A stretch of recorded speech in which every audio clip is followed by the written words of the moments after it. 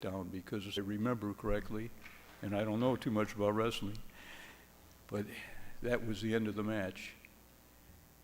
But this time, instead of falling back like Brian normally did, he threw his weight forward and somehow grabbed this guy and pulled him with his own weight toward him, and they rolled. And Brian actually ended up on top.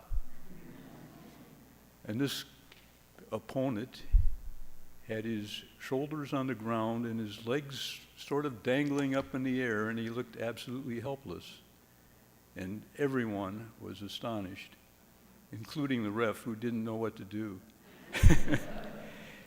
He finally got down and did his job and started counting. And he goes, 1, 2, and the guy's shoulder comes up a little bit. So the ref knows who's supposed to win this match. And he's trying to give him a little bit of a break, I think. But he gets down there again, 1, 2, and then the pause. 1, 2, then the pause. And then Brian, in his inimitable manner, shouts out, "He's pinned, damn it!"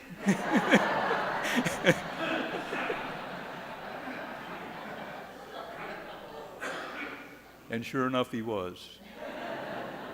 And the ref dutifully called him 1, 2, 3, out, and Brian won the match.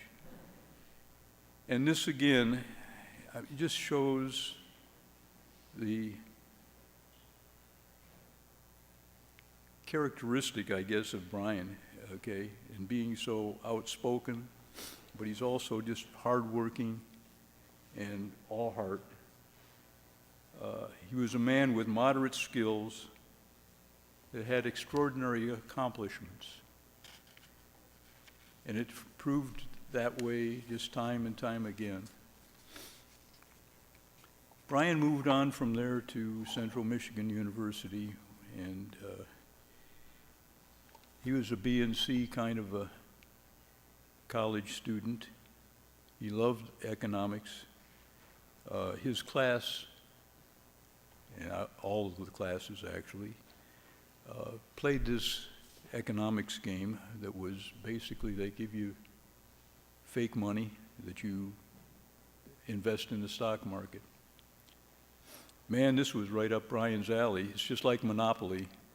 You know, he leveraged everything, bought options, traded daily, and bottom line, he won first place in the school. He placed in the top 10 nationally because this was a national contest. And again, had some just extraordinary results.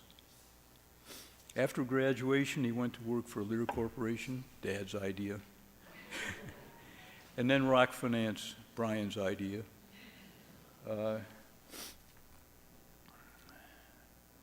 Rock was just the perfect place for Brian because everything there was about competition. And they had contests going all the time to see who could exceed. Brian won so many sales contests at Rock and so many trips to here and there and everywhere. And eventually, they promoted him to a director, the job that he had aspired to for some time. Unfortunately, it happened to be right at the time when the housing market collapsed. And so within a couple of months of that time, Brian decided that he was going to have to reinvent himself because he didn't make a salary as a director. His whole paycheck was based on commissions, and no one was making commissions. So anyway, he quit Rock, and decided to reinvent himself. And what he wanted to do was, guess what? Go out and buy all of these houses that nobody wanted to buy. And he was going to flip houses. And so he did that, And at that particular time, I had just retired. And so I decided that I was going to go work with Brian. And it was one of the most wonderful things I ever did.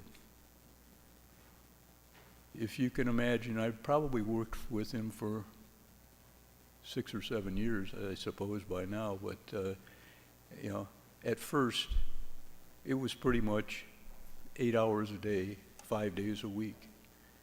And what a time for bonding. I mean, I really got to know my son, and, you know, I praise God for that opportunity that I spent with him.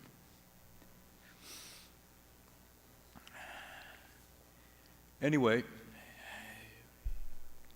flipping houses didn't work out too well since nobody wanted to buy them, and he had to end up renting them. And Brian loved all of the work of fixing them up, but